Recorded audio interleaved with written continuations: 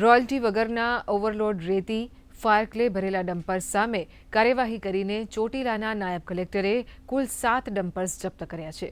રાત્રે 1 કલાકના અરસામાં Ahmedabad Rajkot national highway, Chotila Thangadh road તેમજ આજુબાજુના અન્ય ગ્રામ્ય વિસ્તારમાં કાર્યવાહી કરીને ₹2 કરોડ 80 લાખનો મુદ્દામાલ જપ્ત કરી આગળની નિયમાનુસાર કાર્યવાહી હાથ ધરવામાં આવી હતી।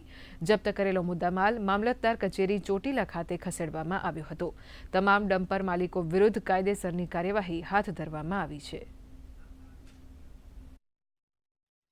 જે રાત્રે 1 વાગ્યાની આસપાસ અમારી નાયબ કલેક્ટર પ્રાંત ચોટીલાની ટીમ સાથે અમોએ આકસ્મિક રીતે તપાસણી હાથ ધરેલી હતી। ચોટીલાથી અમદાવાદ, ચોટીલા થાનગઢ અને ચોટીલા જસદણ જેવા હાઈવે ઉપર આ તપાસણી છે હાથ ધરવામાં આવેલી હતી। આ તપાસણી દરમિયાન તદ્દન રોયલ્ટી વગરના અનધિકૃત રીતે ઓવરલોડિંગ ગેરકાયદેસર ખનીજનું વહન કરતા 7 ડમ્પર કે જેની મુદ્દામાલની કિંમત થાય છે ₹2 કરોડ ને 80 લાખ રૂપિયાનો મુદ્દામાલ જપ્ત કરી અને તમામનું વજન કરી અને મામલતદાર કચેરી ચોટીલા ખાતે ખસેડવામાં આવેલ છે।